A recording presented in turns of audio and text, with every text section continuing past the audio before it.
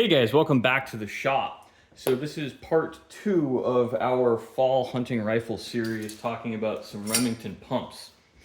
Now these are a little bit less popular than bolt actions these days, and for good and bad reasons.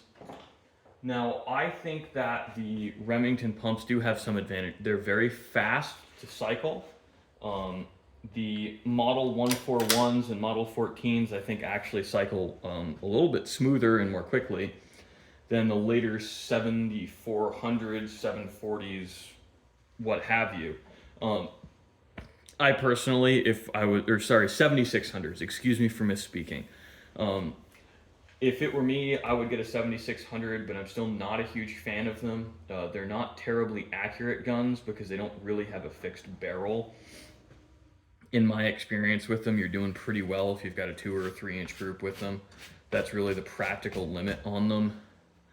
At the hunting ranges people who really love these guns use them at, I think it's more or less a non-issue. Uh, and that's just, again, practical engagement distances. These are 150 yards is a long shot around here. But the biggest issue with either of these guns is that parts are really drying up.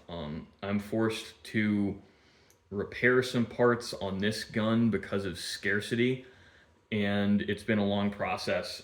Fortunately, the customer's understanding of that, and even buttstocks on these, there's a bunch of different iterations. So this stock was split from here to here, and I had to repair it.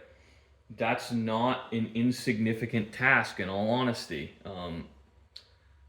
I don't like having to do that extreme of a stock repair, and there's so little places to put a pin in it that I don't have the utmost confidence in the repair. But I don't have the utmost confidence in the repair because these stocks by design are really prone to cracking. So I have probably made it stronger than it was, and I made sure to glass bed all of the contact surfaces to spread that load as much as humanly possible, but they're just weak. Now, the 7600 stock design is marginally better, but it's still not the greatest. It's a shotgun buttstock, and you'll see here how it's been badly chipped. Now, I don't know what that is. I don't know if this is the original furniture to the gun. The customer who brought this to me said he bought this used, or actually was given this used, I think as a 16-year-old, as his first rifle. And it's seen a lot of use, but it's been mechanically well maintained. I did just re-blue it, but the receiver was badly pitted, so we didn't get a super high gloss job. It came out a little bit more matte than I would have hoped. What we discussed is he wanted a really durable, rust-resistant finish, not a show quality job. So that's what he got, and I'm okay with that. And really the two advantages to these guns is they handle pretty damn nice for what they are, and they cycle quickly. So it's personal preference. I dislike them from a hunting perspective because of the accuracy downsides. I would expect the 141s to be mechanically a little bit more accurate because they have a fixed barrel. But we still have a lot of stuff hanging off the fore end. So it's hard to say whether or not they'll actually be more accurate. And ammunition, in addition to parts for this Model 141, are basically unobtainable. I haven't shot it yet because the customer brought me one box of 20. And that box of 20 is about a $100 box of ammunition. So I'm trying to not waste it. And I want to make sure I have all my bench testing and bench functioning done correctly before I put this back together. Because the other thing is these corncob fore ends, you'll see in here how thin they are up here. So these really like to split in half. So I've actually taken it off the gun for my bench testing, just in case I bump it really hard or drop it. It's going to be easier for me to refinish the metal than it is to rebuild or source one of these that's period correct. So you've got to be pretty careful with some of these guns when you're working on them, with an understanding that there's a lot to go wrong. And it's really difficult to find parts. I got in a bidding war with someone on Gunbroker, and I think they had a robo bid on because every time I bid, they outbid me. And right up until the last second, I got outbid. And unfortunately, it would have been a lot cheaper for the customer for me to spend $200 or $300 on parts that this got bid up to than for me to go through the trouble now. It's just the parts I required, that was the only ones I could find anywhere. So we're kind of SOL in that department. And the issue too is I need another complete gun in the same serial number range for the parts to be more or less drop in, and that's not the case. And I had gotten lucky to get the correct parts were up for sale on Gunbroker. So the serial number specificity to parts on this era of Remington is very frustrating. These 7600s are more or less drop-in parts. Stocks and fore ends need to be fit. So they're really the two issues I see with this gun, if we want to make it short and succinct, is just parts availability and the long-term ability to support them and keep shooting them.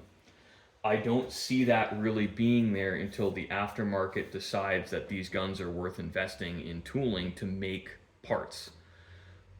Because they're gone. They're off the market, and they've been off the market now for 10 years. If you dig deep into it, there's one guy who might be dead who has a large supply of these parts, and I honestly think he's dead because he has not posted on the Remington forums in over a year, which is unfortunate. He went from, a weekly poster to gone, and hopefully the parts make it back onto the open market instead of just getting dumped in the trash somewhere. And mechanically, this is held back because it's only got one locking lug like a shotgun. It's a tilting bolt.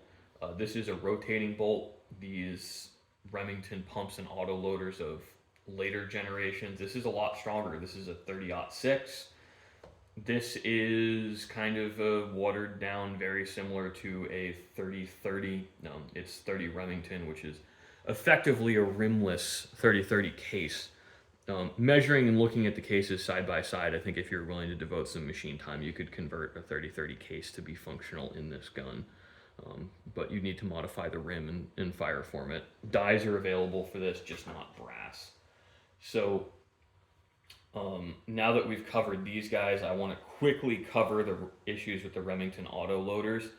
And mostly with them, the big issue is issues with extraction, weak extraction in particular, and breaking extractors. They don't really have a primary and secondary extraction or camming, and they're kind of a pain in the ass to take apart and put back together, so a lot of hunters don't clean them at the end of the season or mid-season, and they get rusty. You get surface rust in the chamber, and then they don't extract. The gas system is also fairly weak and not adjustable, and it doesn't have kind of an integrated bleed off. So one of the nice things with some of the more modern designs is they're self-regulating to an extent. And this era of autoloaders, say, 50s through 70s, the Winchester Model 100 actually has some of the same problems. But the 742s, 7400s, 740s, they all, you kind of got to stick with light for caliber bullets with them. They also have a fairly short gas system. If I recall, the gas port on them is about here under the rear sight. So you're cycling the action under extremely high pressure. They're fairly violent, but they somehow still have weak ejection. And all the parts commentary on this, where they're starting to dry up, but they're still more or less available, is true with the 7600s. The part situations for them is actually marginally better because a lot of people would cut up bad 7600s and convert them into pumps. I wouldn't recommend that route. I think you're better off just buying a pump gun to begin with. The Winchester Model 100s, I don't have a deep intimate familiarity with them like I do with, I wouldn't even say I have a deep familiarity with the Remington pumps and autoloaders, but I have a decent familiarity on them. I work on them probably about once a month here. The Winchester 100, in my opinion, is a little bit stronger and significantly more accurate. It does have a fixed barrel. They're actually even harder to take apart, but once you get familiar with them, I think they're pretty good. I would own a Winchester Model 100 before I owned a Remington 742 or 7400. But the issue with them is the firing pin recall. However, speaking to a gun store owner, as of April or May 2023, it's still an ongoing recall and you can still get that done. And there is enough of a cult following that there's a couple of really niche shops I've heard about who are starting to make reproduction parts for the Model 100s. So hopefully that happens for these Remingtons. I'd love to see more of these. I think they're really cool guns. They're certainly fun to handle.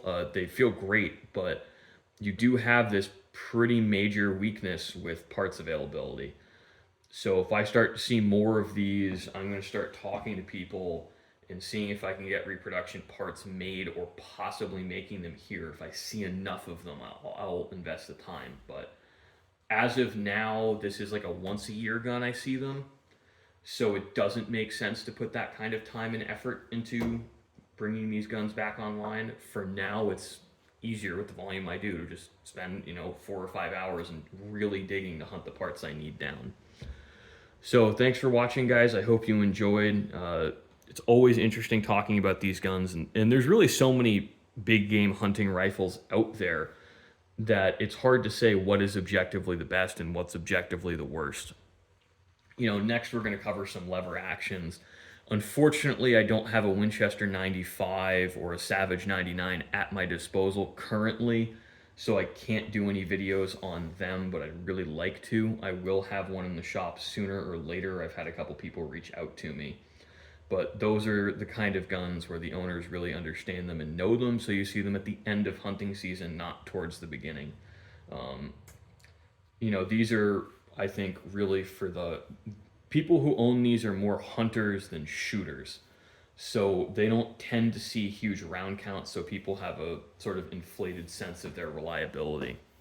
Thanks for watching, guys. I hope you enjoyed, and I hope to see you guys in our next video in this series. I think this is going to be probably 4 or 5 videos total.